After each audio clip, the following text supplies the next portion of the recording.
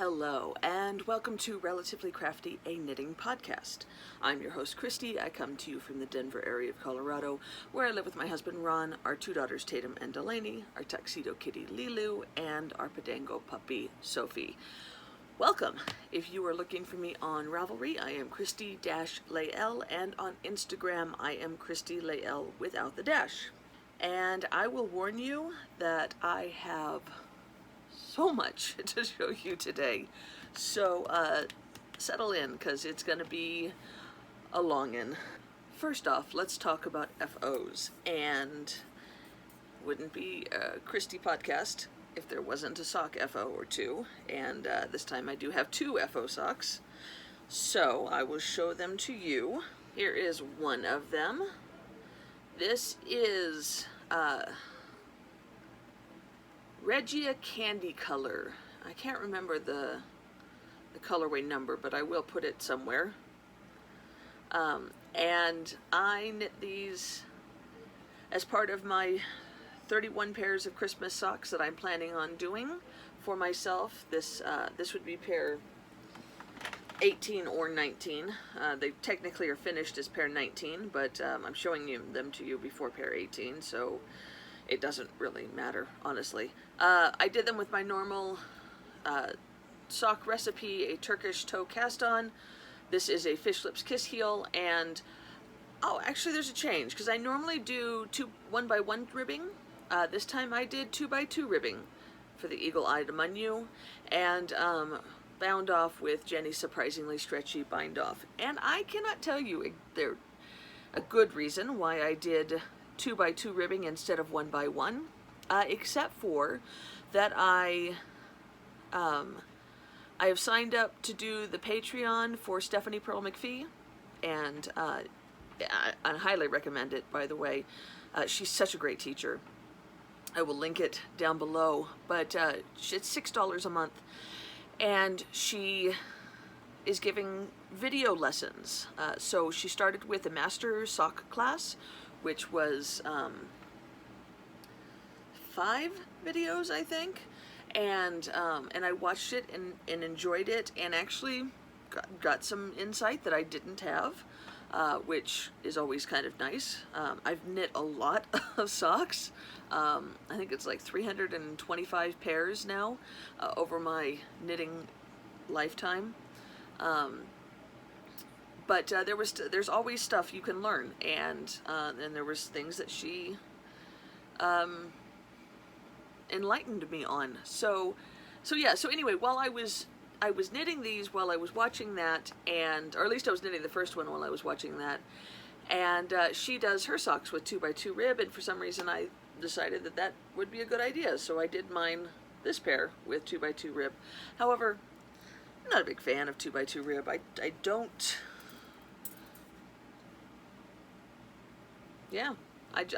don't enjoy knitting it as much as 1x1, and I don't know that 2x2 is any better for wearing, in my personal opinion. So I do 1x1, and I have to say that I had to kind of think about it, because it's everything with 1x1 ribbing is very muscle memory at this point, so I don't really have to think about it. I just kind of do it. Well, when you switch to 2x2, all of a sudden I had to think about it, and that was a little annoying. I like to not have to think about my socks. So yeah, it's funny because I knit 2x2 whenever the pattern calls for it on like a sweater cuff or something like that, and that's not a problem. Socks, it's a problem. I have to think about it for socks. I don't understand how my brain works. I'm not entirely sure that my brain works. And then I also finished this pair of socks. This is Andromeda sock yarn in the colorway Santa's Bermuda Shorts, and this is another pair of Christmas socks. I am making my way through. I figure if I can at least knit 5 or 6 more pairs and get to the proper advent of 24 or 25 pairs, then I will be happy for this year. I would like to get through the rest of them, but we are coming into September in just a few days, and that means that I'm running out of time.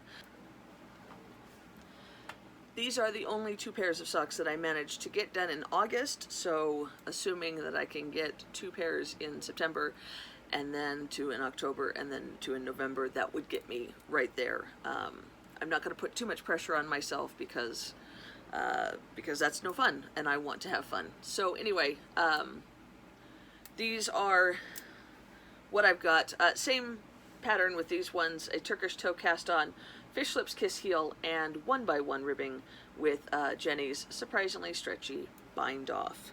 And now that I've shown them both to you, I can put them in my, goodness, my Christmas sock tote. As you can see, I have 19 pairs in there. And I think I can fit in the 25. I don't know if I can fit 31 in here. We'll have to see. When I have gotten at least what I'm going to do for this year done, I will go through all of them again with you guys, and if you'd like that, and go over the colorways and whatnot. I'm also planning on, I was looking forward to wearing them every day in December and then showing my coworkers, but it doesn't look like I'm going to be back in the office in December, so what I will probably end up doing is taking a picture and posting it on Instagram every day in December to show somebody that I'm wearing a pair of Christmas socks for at least the Advent. Okay, other FOs. I have a wee little gnome. This is the Nice to Gnome You mystery knit along that was hosted by Sarah Shira. She's the designer, and she had enlisted a couple of indie dyers to carry kits for the yarn, and Leading Men Fiber Arts was one of them. I love Leading Men Fiber Arts. I loved the options that they had, so I grabbed one. It was just made out of 4 different minis, 20-gram minis, and so, and then she had You Hold 'em Double, so it's a modeled gnome, which I think is adorable. He's got a little hoodie. Well, he's got a wallaby sweatshirt on, so you can take his arms out of his little wallaby pocket, which is right there, and his cabled beard is adorable. I guess hers, because it's Nikki. The gnome's name is Nikki. I didn't name the gnome. Sarah Shira named the gnome, but the gnome is named Nikki, so it's her beard, and I really had a lot of fun with it.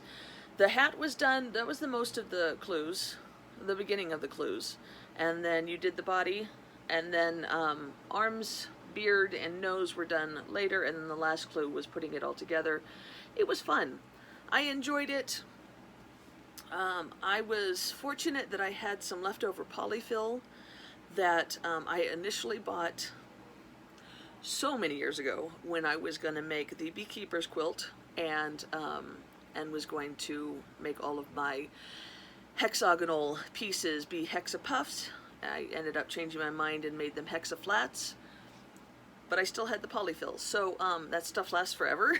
So I was able to use it for this, and I put some rice in Nikki's bum to give her some weight. So she's adorable.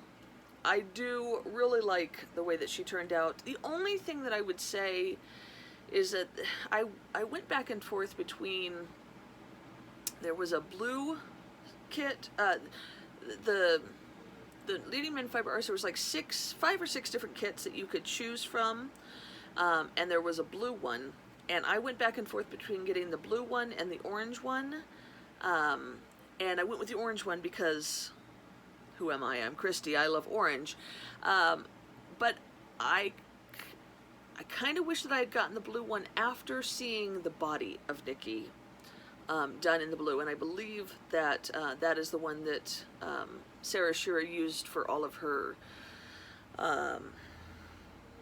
tutorial videos. By the way, her patterns are amazing, very easy to follow, and then she puts up tutorial videos for specific techniques for each of her gnome patterns on YouTube. So it made it very easy to do some of the things that maybe a new knitter wouldn't be familiar with, or somebody who hasn't made a lot of plushies wouldn't be familiar with, which was kind of great. So yeah, even to go as far as to teach, because this was knit as an I-cord, and then you had to sew it together, and there was a video that taught you how to do that. There was a video for attaching the beard and the nose and the arms, and how to pick up the stitches for the wallaby pocket. I mean, it was very, very well put together, totally worth the money of the pattern. And I noticed that she has videos for several of her other gnome patterns. She has lots of gnome patterns. So yeah, if you are looking to make gnomes, I would highly recommend her as a designer. But here is Nikki. She is done. Oh, I was saying, sorry. I liked the body, the way the body looked with the blue colors better than I do with this, with the Vengeance, which is the dark brown. I like the hat in the orange better, but I like the body in the blue better. So I don't regret getting this one, but maybe I should have gotten two and knit two. There were several people who did that. Anyway, there's Nikki. I'll just sit her. She just kind of hangs out up here somewhere on the bookshelf. She's a book norm. It was a mixture of book nerd and book gnome. She's a book norm, nerd, gnome-ish thing. And speaking of gnomes and nerds, I finished a couple more dice bags for my gnoming nerdy family. Here is the one that I knit for Delaney. I think I was working on this one, and I had mentioned that I ran out of scales in black in the last podcast, and I had. And I had ordered them from the gal who is in Colorado, Castle Rock? No, Louisville. She's in Louisville. And normally it comes like the next day. Like I order, she ships that day, and it comes the next day or the day after. But there was some kind of issue with the postage because it took a very roundabout path. It like went to Utah and some other places before it came to me. So it took like a week for it to get here. And then I managed to get just another row or two done, and then I ran out of blue. And I had made an order from the New Jersey shop. I think it was New Jersey. The other one that I had linked in that video a couple of podcasts ago. And I had made that order a while. He said that he would ship, like his shipping regulations were that he would ship within 1 to 2 weeks. He took that entire time, which was his prerogative, and I knew that going in. I just had kind of assumed that it would gonna get shipped a little bit quicker. But I don't know if maybe he cuts them himself, so maybe that was why it needed to take so long. But it did take the full 2 weeks. So it was about 2.5 weeks before they came. So it took a while to get this dice bag finished, and Delaney was chomping at the bit for it. But it is now done, and she is a fan of it, and it is in use. Currently, there are dice in here. I did it just like I did the others. Yeah, I think I did 10 rows instead of 11. 2, 3, 4, 5, 6, 7, 8, 9, 10. No, I lie. There's 11 rows here. And then I held the yarn double. You can see that I hold the yarn double with the Brown Sheep Lanoloft. That's the yarn I use. And then I held it double with this little dark purple fingering. And I used the purple fingering to make the I-cord tie, and that is done. I have also finished this bag for my dear friend Jen, which I did not use black Lanoloft. I used this gray Lanoloft, and I held it double with this. You might recognize this. This is Lolo Did It in the Merry Gentleman. And so that one is for Jen, and then I made a dice bag also for Jim, Jen's husband, also a dear friend, somebody we play D&D with. We play D&D with the whole family, and I did use the silver as well, and I held it with this unknown gray mini that I had in my stash. So there are 3 bags that I still have to do, with the potential at Christmas time for Ron to order some for some of his other friends. But I do have to make one for myself, and I have to make one for Ron. And then I like tchotchkes, I like cute things, and I like color, so I bought a set of red and green dice. I'll see if I can post a picture here. And so I need to make, those are going to be my Christmas dice. I need to make a Christmas bag to go with said Christmas dice. So those are the 3 bags that I still have to make, but I haven't made them yet. I got all 3 of these bags done in like a weekend. So it doesn't take long to make them, but they are fun. And I do end up having to take some time, because the process of putting the scales on causes certain spots on my hands to get rubbed against the corners of the scales or the sides of the scales, and while they are not super rough, it does end up causing some irritation. So I can do 3 bags, and then I have to stop and let my hands kind of heal a little bit. By the way, I am keeping this kit of scale accoutrements. There is all of the scales and whatnot in this little wood tray that was actually knit, or not knit, sorry. It was made by Ron's great-grandfather, or maybe just grandfather, in 1944. And I think this is his grandmother's initial. So, I mean, it's a J, but her name starts with J, so I think that might be, but we've had it for ages. It's nice to be able to use it for something, and it's lovely. And last but not least, I have one more FO. If you guys follow me on Instagram, you have seen shots of this, but I finished my Alaska sweater. Look at those trees! Oh, are those not just the most... They're happy little trees. Aren't they happy little trees? Oh, I love them so much! This is the Alaska sweater, which is a pattern by Camille Descateau, maybe?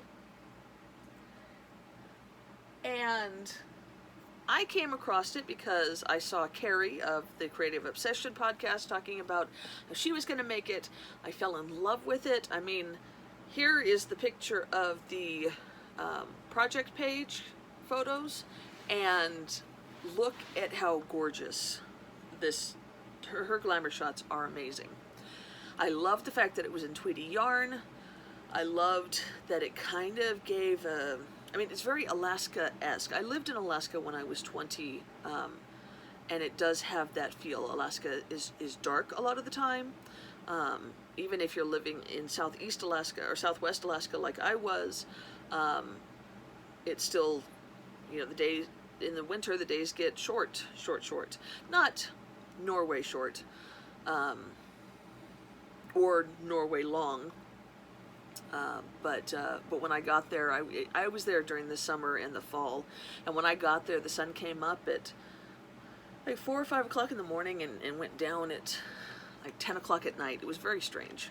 But even when the sun is quote unquote out, it rains a lot.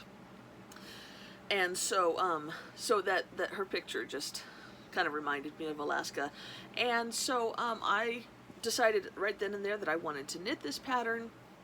And then I was approached to do a review on this yarn, and I thought, well, that is the perfect yarn for this pattern. This is Kramer Yarns. We have discussed it. I talked about it in my last podcast. Kramer sent me 6 skeins of Tatami tweed, which is, it's a DK weight yarn, 45% cotton and 55% acrylic. And so I thought during the summer, or even in the cooler months, or in the spring and fall, I could wear this to the office because I often run hot. But I want to be able to wear my hand knits, and when I'm in the office, they don't keep the air conditioning to my level of desire, unfortunately. Because I fear that if they did, they would freeze out everybody else. But I figured, you know, I could wear this and still be able to wear a hand knit item, but not melt quite so much. So I requested pumpkin, which is this color. That is colorway 1608. I also got 1 skein of burgundy, which is colorway 1605. Hopefully you guys can read that.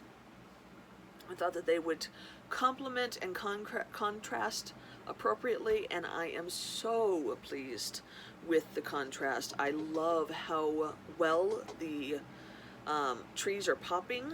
I love that the pumpkin, while being lightly tweeded, has a very mottled look. I really enjoy this color. I think it is gorgeous, and I would say that what you're seeing, or at least what I'm seeing in the screen, is pretty accurate. It doesn't, I think it's making the mottled look a little bit more obvious, but it is pretty obvious, and there are tweedy bits in there. But the burgundy is quite a bit more tweedy. Hopefully you guys can see all the tweed bits. There was lots of different colored tweeds in there, and I love the burgundy. I love that it's so much more tweedy. I love that, I just love how it's popping. I just love how that looks. Now, I had 6 skeins that were sent to me by Kramer. 5 in the pumpkin and 1 in the burgundy. I was afraid I was going to run out, so I went ahead and ordered an extra pumpkin. However, I should not have, because I had plenty. This is what I had left over. I think there is 20 grams in the burgundy and 25 grams in the pumpkin. The more accurate numbers are on my project page on Ravelry. So I had enough with 6 skeins to make this in, what size did I make? I believe that I made the 48-inch size. I was going to make the 52 because it's meant to be worn with 0 to 4 inches of positive eaves. I am a 48-inch bust. But I didn't have enough yarn to do the 52, so I made the 48-inch. I did get gauge. On the needle that it called for, I think. Yes, I used a US 4, which gives it a nice, it's a DK weight yarn, it gives it a nice fabric. I did go up to a US 6 for the colorway, so you can see that the orange bits in between are a little looser gauged, but I wanted to make sure that I didn't cinch in too much for the colorway. I have knit a decent amount of colorway things, but I do not by any means consider myself a colorway expert. Like I could say that I know a lot about socks, and I can probably answer most questions about socks and feel very comfortable helping somebody out with socks. I don't know that I can say the same thing about colorway. In fact, I know I cannot say the same thing about color work. So I'm actually really looking forward to when Crafty / Blueprint / whatever it's going to be called comes back, because I'm really hoping to take some advanced color work classes in order to become a much better color work knitter, because I want to know how to do that better and comfortably and securely. But I was pleased with how this turned out. I did catch my floats, and so I just knit loosely and tried to catch my floats as best that I could. Tried to make sure that I didn't catch them on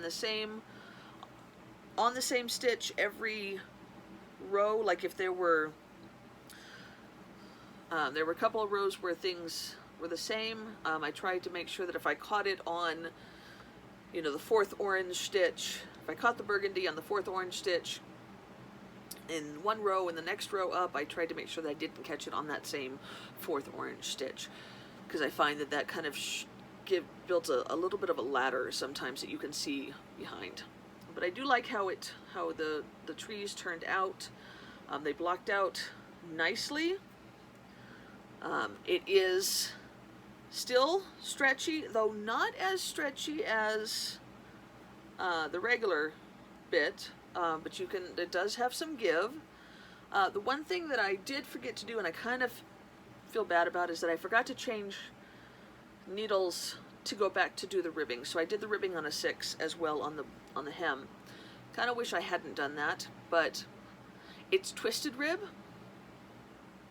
You can see that I'm not giving anything away, and twisted rib is not as enjoyable to knit, so I didn't want to go back and redo all of that. You can tell that I did not put the color work on the sleeves. The reason I did not put the color work on the sleeves is because I was certain I was going to run out of yarn.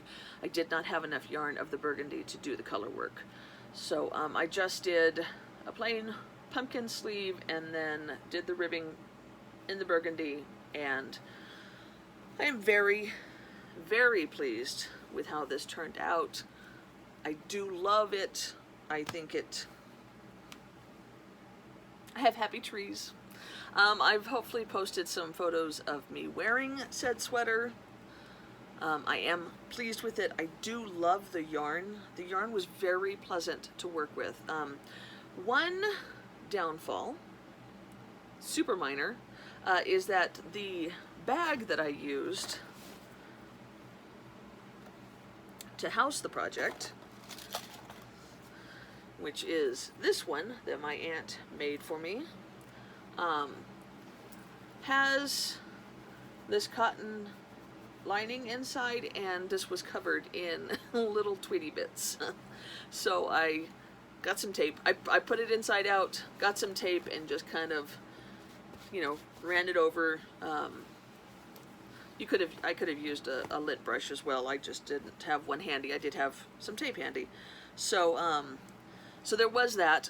But the yarn is very pleasant. I really enjoyed working with it. It did not feel super cottony because it's cotton mixed with acrylic. It will not have that. It will have the memory that 100% cotton doesn't have. So this shouldn't get all stretched out and gross. The acrylic should help with that.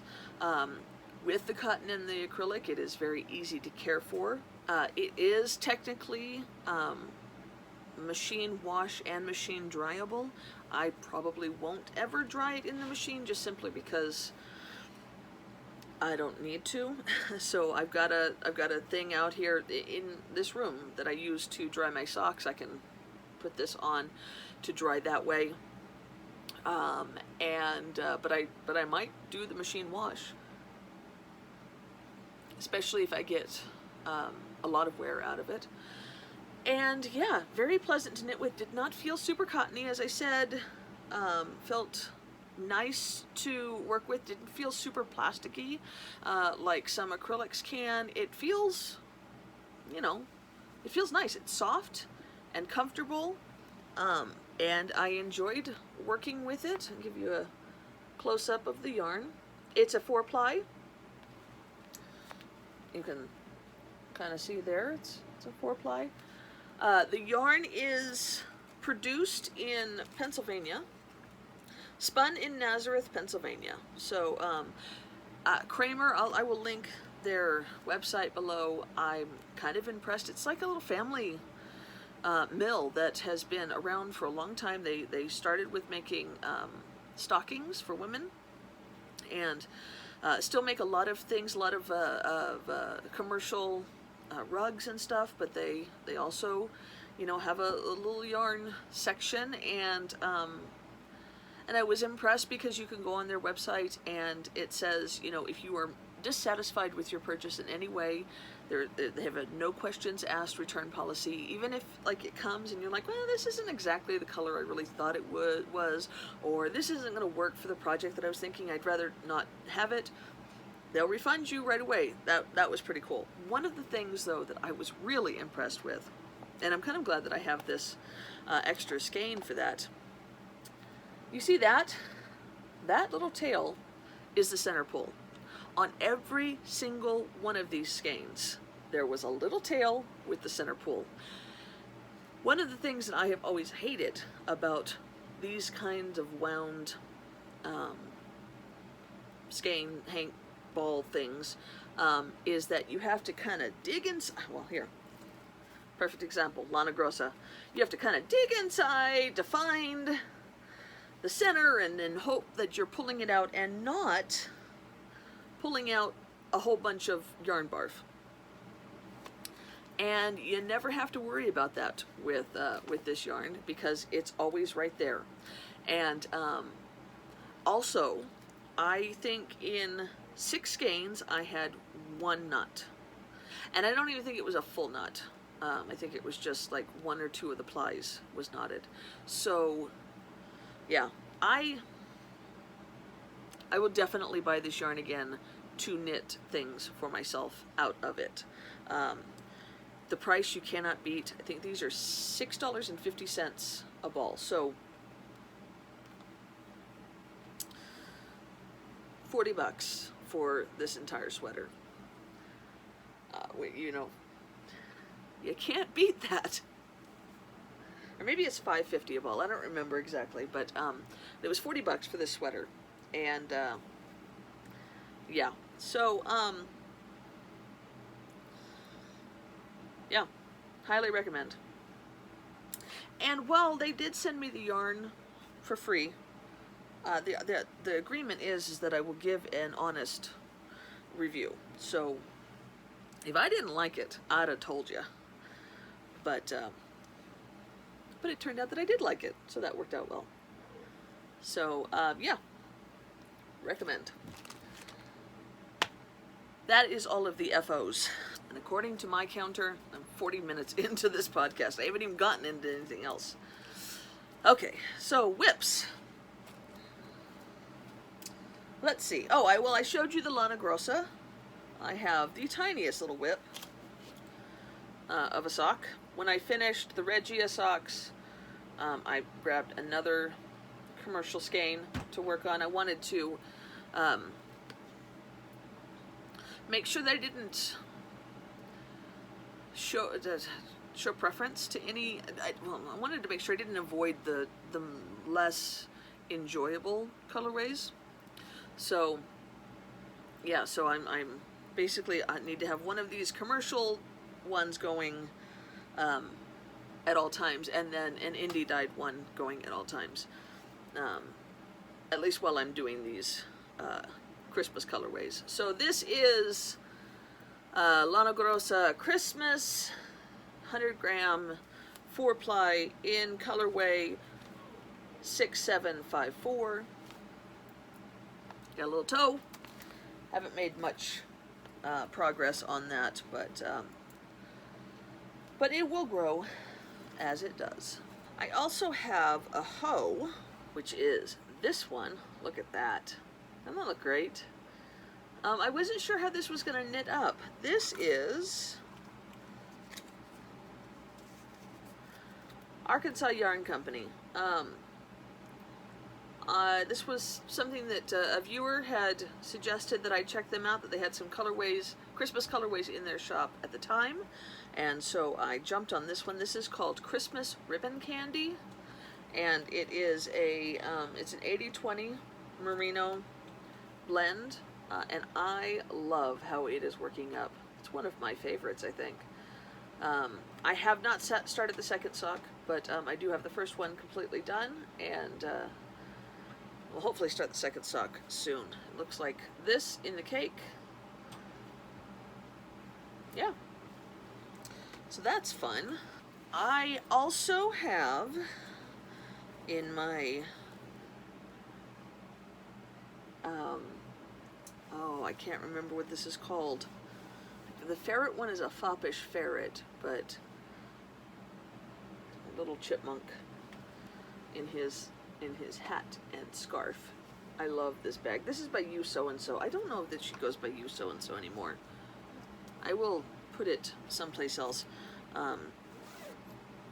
She's got a great embroidery machine and makes some really cute bags. But I have my lounging top by Joji Locatelli. I have not made a whole lot of progress on this. This little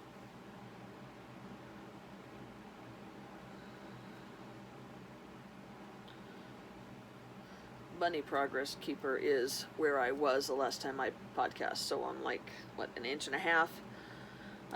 But in my defense, this was put on hold so that I could finish my Alaska sweater. This is the lounging top in sport weight by Joji Locatelli. As I mentioned, I'm knitting it out of the Sanguine Griffin in their Bugga base, which is a sport weight 80-20-10 merino cashmere nylon blend, and the colorway is Assassin Bug. It's amazing, such a great orange color. The cashmere is super soft because it's a 20% cashmere, and yeah, really, really, really love that I'm finally using this up. Had this in my stash since like 2012, something like that. But now that I've finished the Alaska sweater, this should get into rotation a little bit more now. And then my final whip is one that you guys have not seen before. It wasn't even one that was on my radar when I podcast last, but I recently discovered lattes and I recently discovered Llamas and Lattes, which is a sister duo who do yarn designs. They also knitting designs, and then they dye yarn, and they are proper nerds, which puts them okay in my book. And I came across them because Ron was looking, he's a fan of Cthulhu. I recently got him this shirt, and if you can't read it, it says Cthulhu 2020, why vote for a lesser evil? Because Cthulhu is the greater evil. And I thought it was funny because it is just, you gotta take some of the political ickiness that's going on and laugh with it. So anyway, he was looking up Cthulhu memes and whatnot, and I decided to look to see if there were any Cthulhu knitting patterns that I could surprise him with, and I came across a whole blanket that was made out of individual squares that were nerdy, geeky. And I discovered Llamas and Lattes Geek-A-Long. They have been doing a Geek-A-Long since, I think, 2016 or 2015. And each year they would give out free patterns for free squares that were double knit or tapestry crocheted, which is how you do color work with crochet, as far as I understand.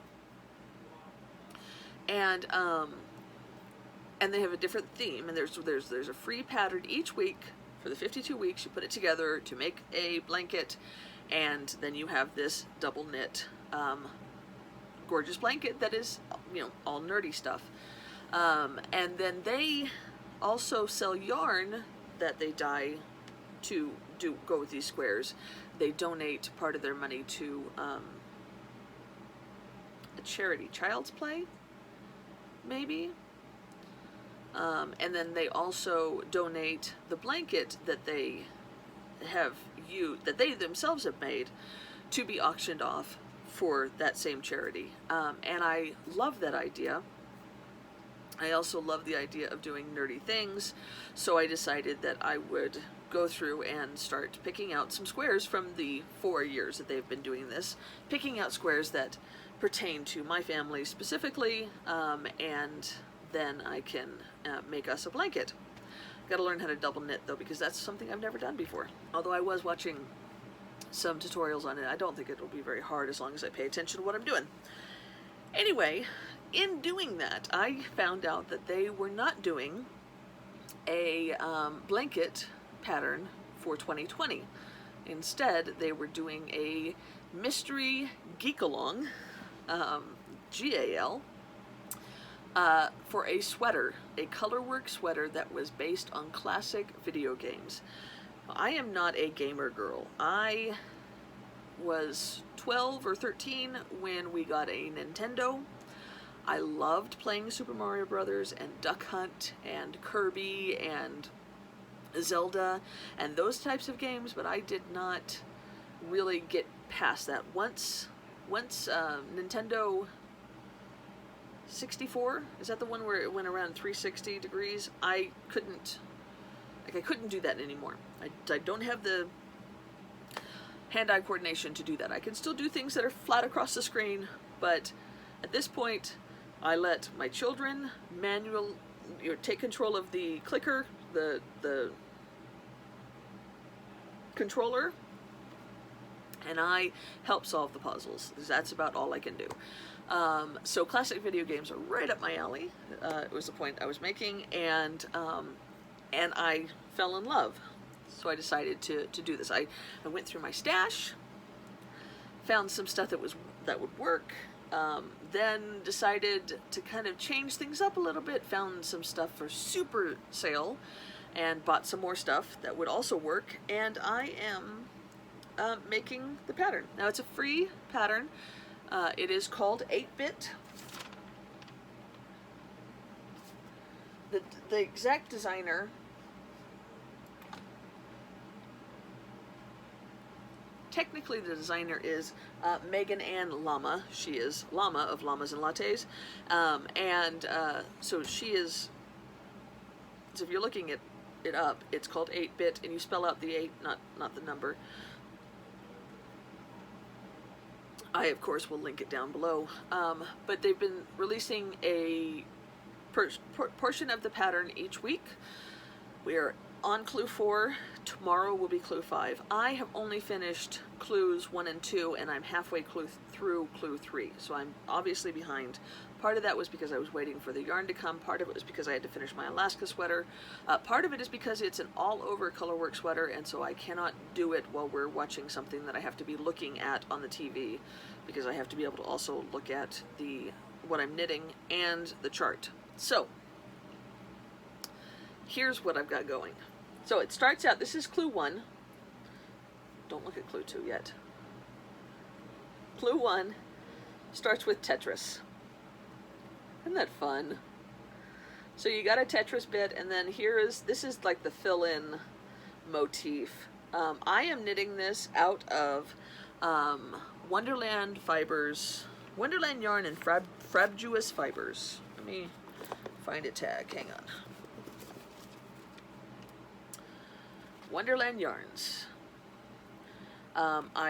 This is something that I won in the yarn crawl from 2017.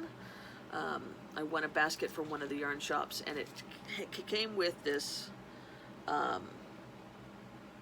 gradient set in their Mad Hatter base, which is a sport weight. It's 5 million kisses. and it was all these different purples.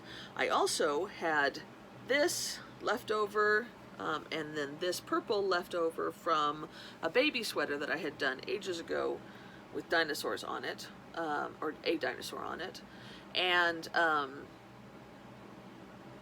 so I had that, and then I purchased my main color and a couple other colors, which I'll show you in a bit. But I started with the teal, as you can see, and then this main color is called, the teal I think is called Caterpillar. I don't know that for sure. Either the teal or the purple is called Caterpillar. Here, my main color is called Eat Me, Drink Me. They're my favorite in that they do a lot of Alice in Wonderland themed colorways and stuff. So Eat Me, Drink Me, which is a purple leaning gray. Okay, so that's my main color. Then I have the teal, or the turquoise, which I used for the Tetris section. Then one of the minis in the 5 Million Kisses is used for this fill-in section. And then we got into the Infinity Stars from Super Mario Brothers. Invincibility Stars, not Infinity Stars. And I used, this is that purple that I showed you that I had left over, this one. These two are from the 5,000 Kisses gradient set. So I'm obviously changing colors. And there's not a whole lot of method to my madness. But I am, the second sleeve has the mushrooms that Mario eats to get big. I can't think of what they're called. But there's 3 of them on the other sleeve, so I will do a similar thing, although I'm going to do it in different colors. I'm going to do a similar thing where each of the mushrooms will be a different color.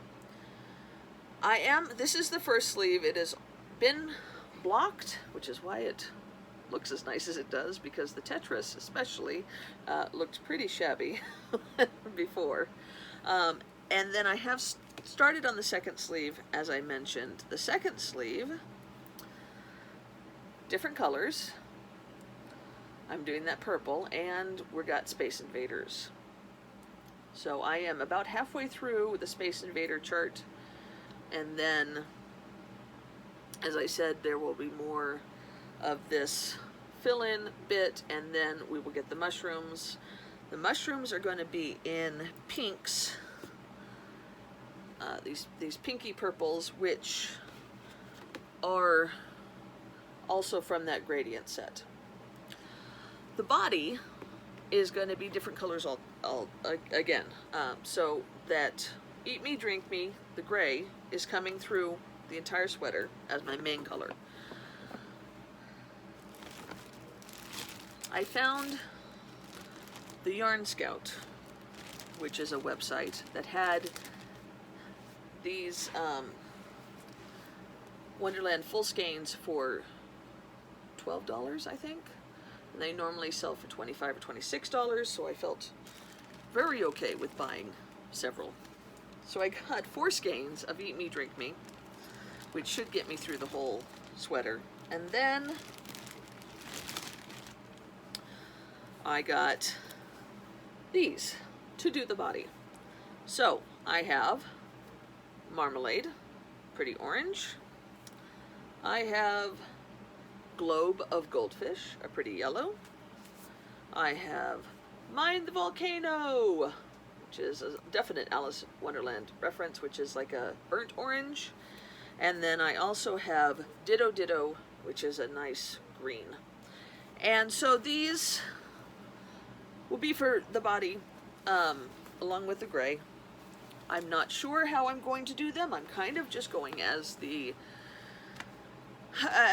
clues get revealed. I kind of make the decision at that point what color I'm going to use. But I am trying to switch it out. This sweater is supposed to be based out after the shape of the sweater It's a bottom-up yoked sweater, but the shape of the sweater is supposed to kind of follow the 1990s sweater style, so I am going with that as well. I am also knitting a larger size in order to get an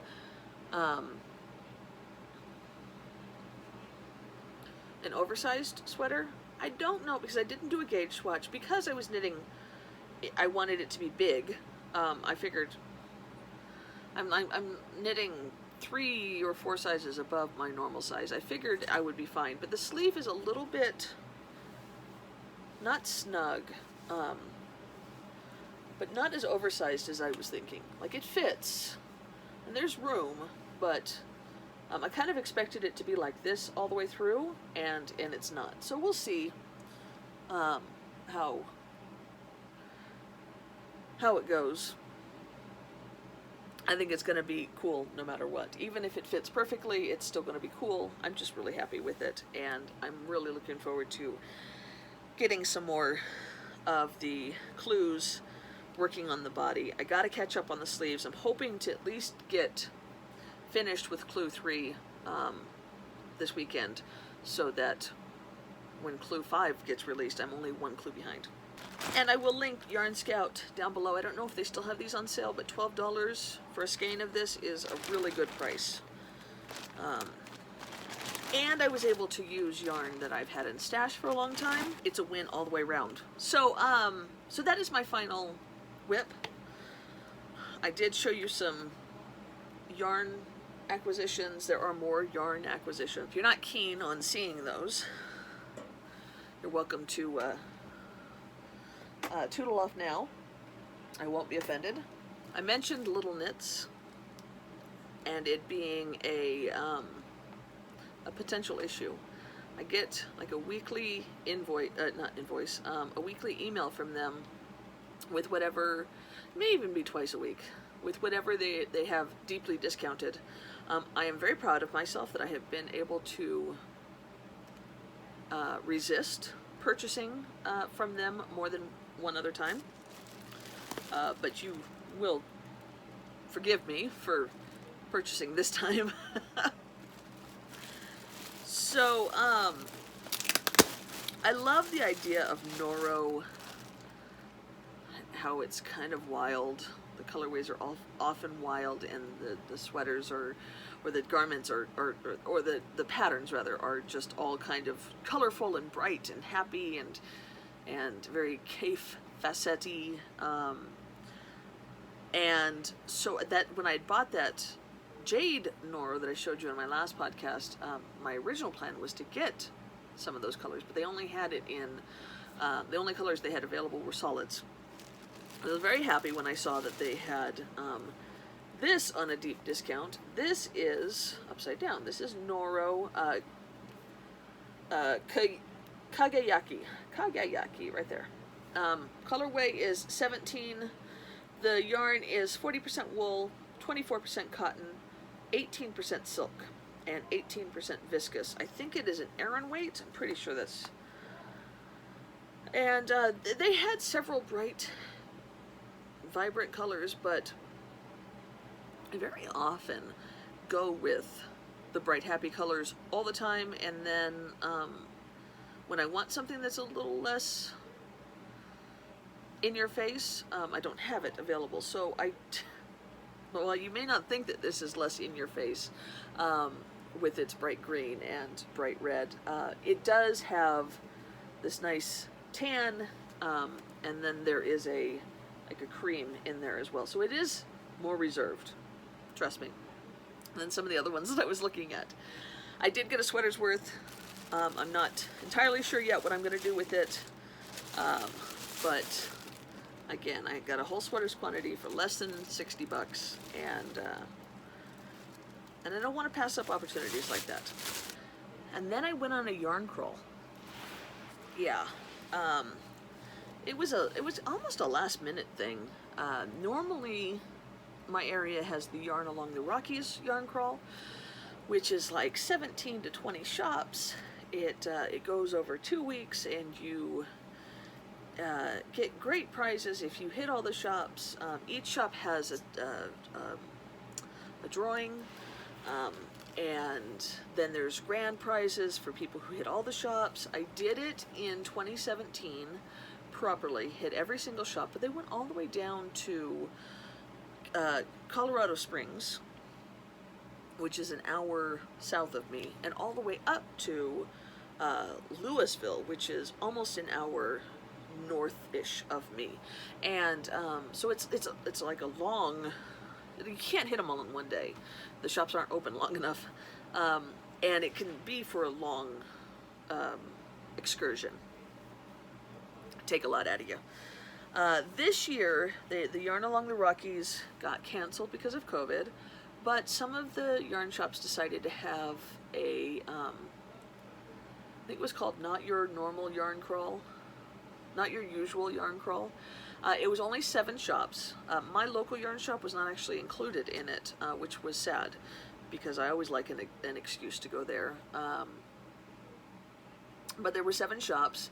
Castle Rock, which is only 30 minutes south of me, was the most south shop, and then we also still went up to Louisville. And 2 girlfriends and I went and hit them all in one day. Masks were worn, and it was all very safe.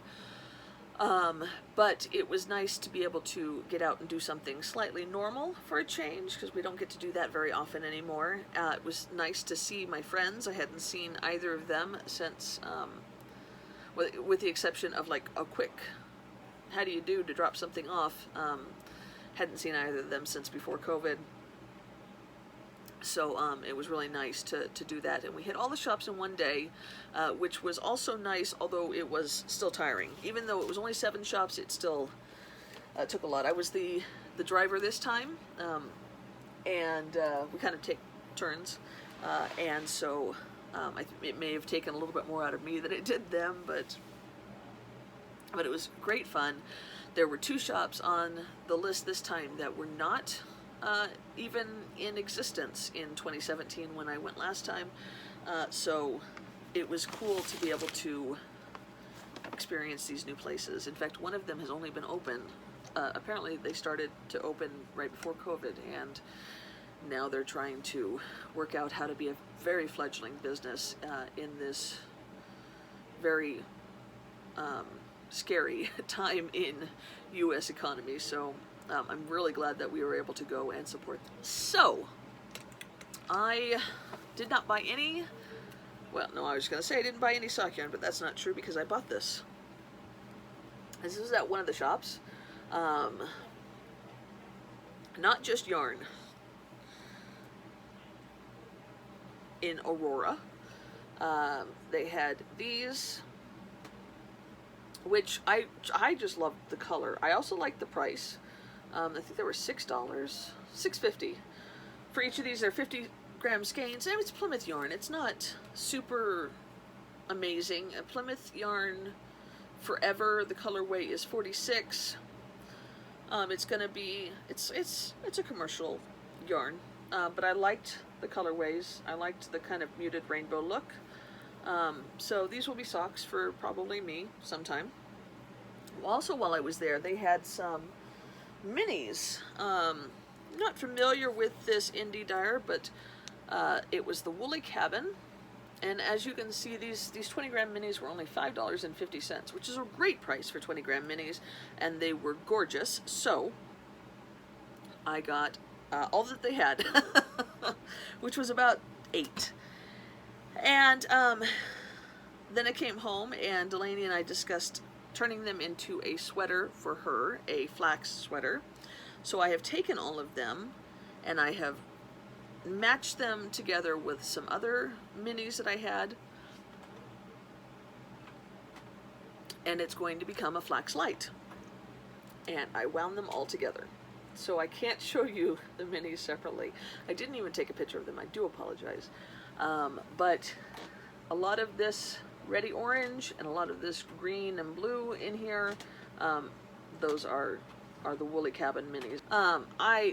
They are lightly knotted together, but I am going to be using the clasped weft join, which is something I discussed recently in a recent podcast.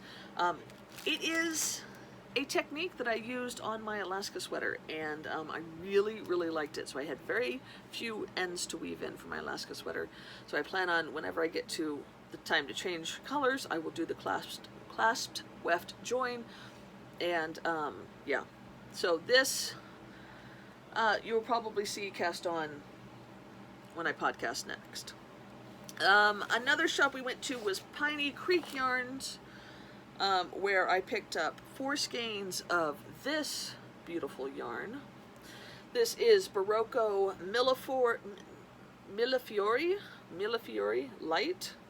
I think it is a heavy fingering, maybe a sport weight,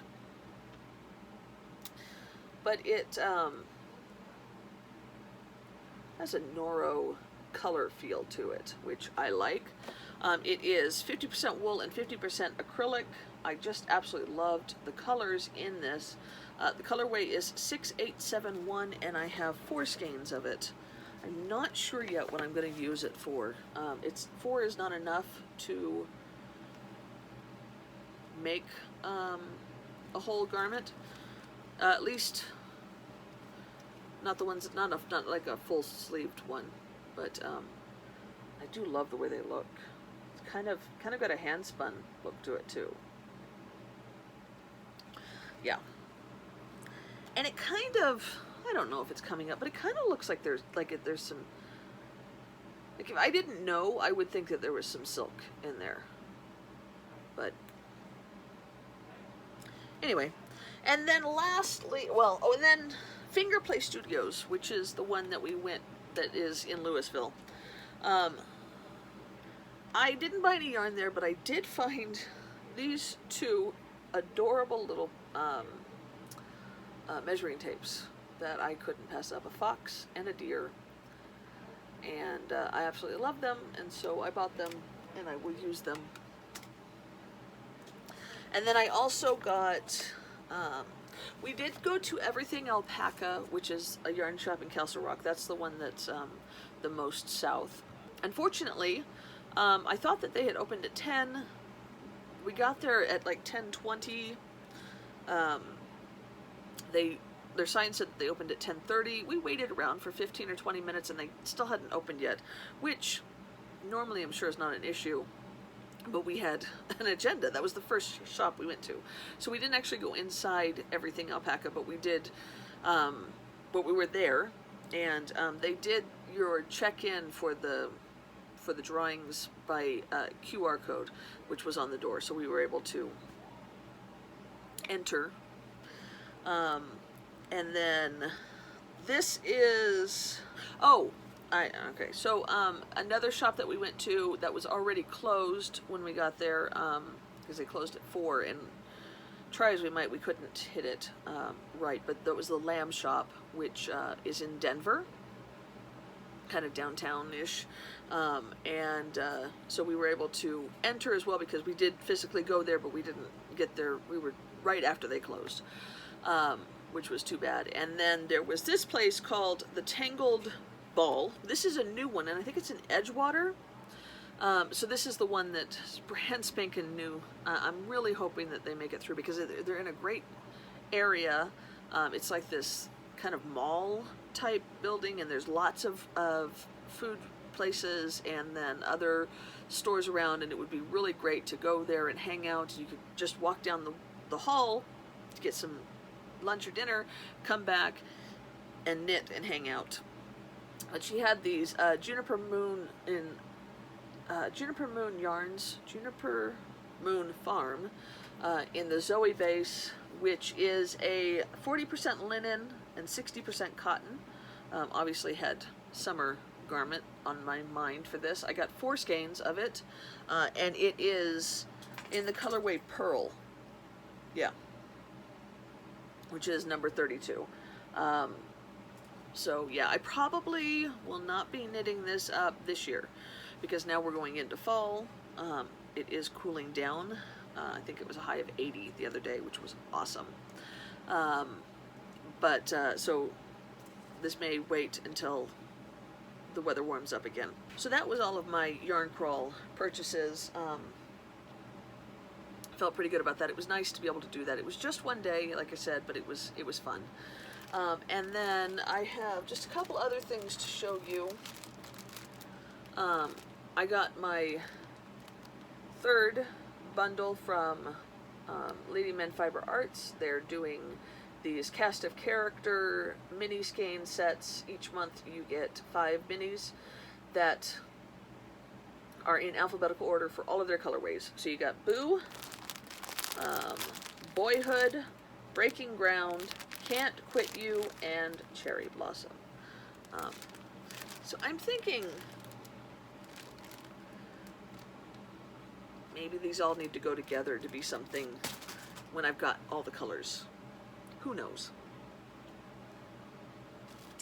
Oh, I also got, Knitpicks had their books on sale recently, so I picked up 2 books. Picked up Dapper for Ron, and he's picked out a couple of things for himself. And then I also picked up Entwined, which is cables. I love cables, and these are all Celtic cables, which are my favorite kind of cables. So yeah, just added those to my library. And then I lied. I said that I'd only purchased that one thing, that Noro from Little Knits, but I lied. I also purchased this bag. They had these Brown Sheep Legacy Lace skeins, 170 gram skeins, which are 1,500 yards on sale, ridiculously discounted, of course.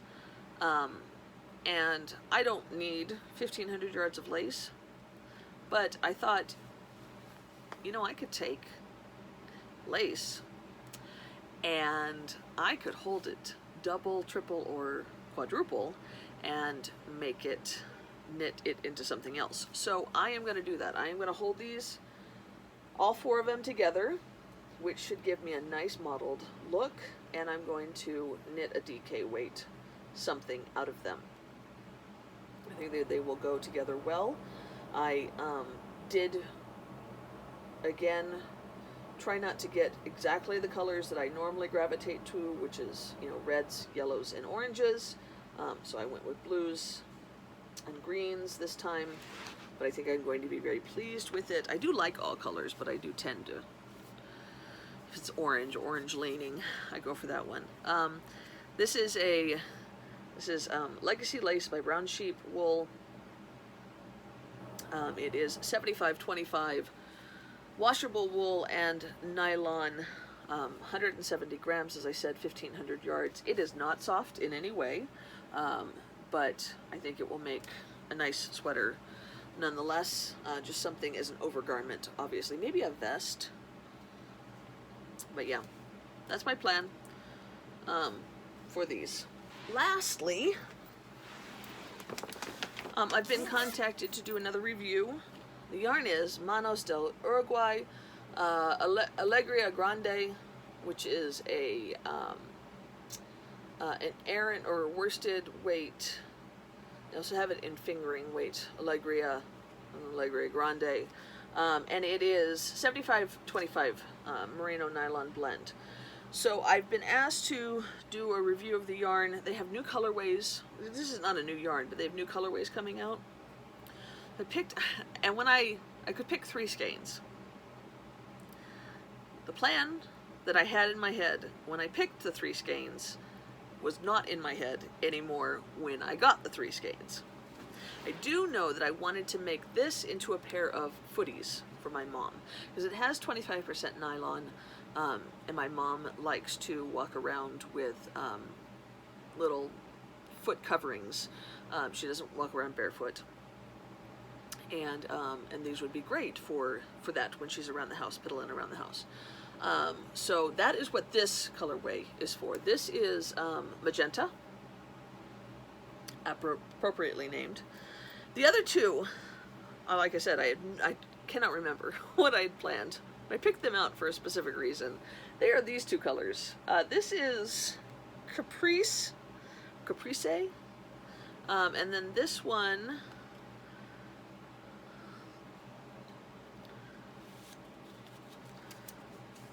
this colorway is Spirulina. Now, I love ochre yellow. I have a lot of stash, sweater stash that is ochre yellow. So, this colorway just makes me happy. These don't really go together all that well, although I am putting them together. I am putting them together because I can. So I got them, got 3 skeins, knew what I was going to do with this one, did not have any idea what I had planned for these two. I knew that I had planned to put them together, but I couldn't remember for what.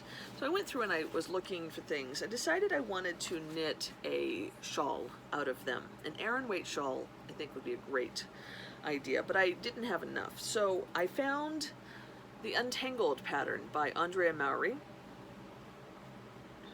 and I found where I could get 2 more skeins.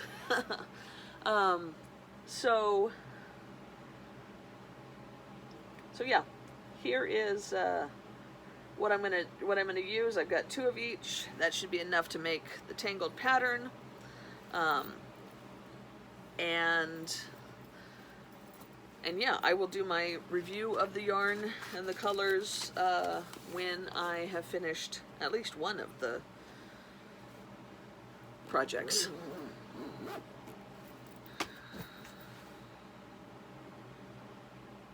That's all the yarn. Was that enough? Just want to mention one series of books real quick before I log off. I started reading Scythe by Anil Shusterman, and I'd had this in my library. This is my library. I had it on my shelves for a while, but kept putting it off. But I also had the audiobooks from Audible. So I decided to go ahead and start it. This is set in a future world after the mortal age, when all diseases and injuries and whatnot have been taken off of the earth. There's no reason to die anymore. But people are still producing babies, so we have to do something to keep the population appropriate, because unfortunately there's only so many resources on Earth, right? So the world is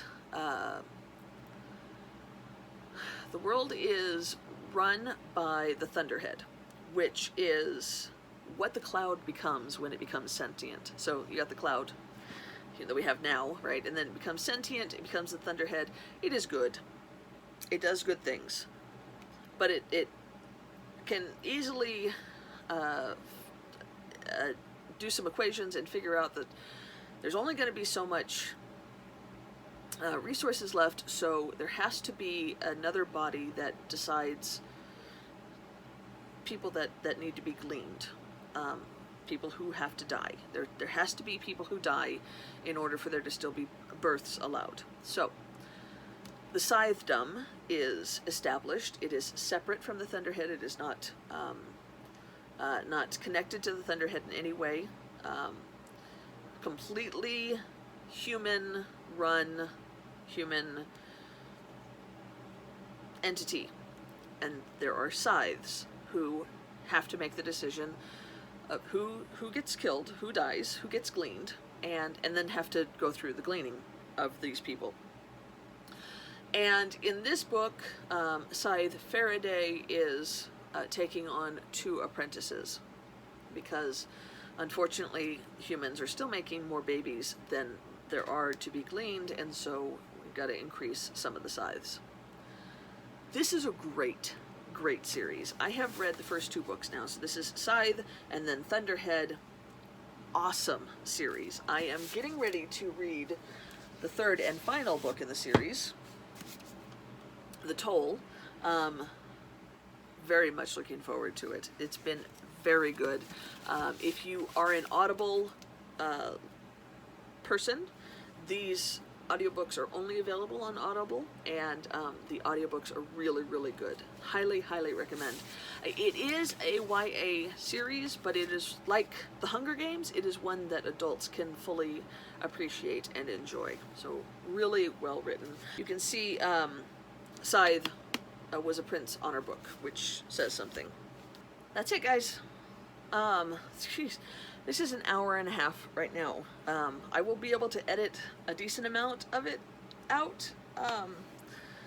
The 3 minutes where I waited for my daughter to bring me a knitting bag that I left downstairs, those kinds of things I'll be able to edit out, but it's still going to be a pretty long podcast, so I apologize for that.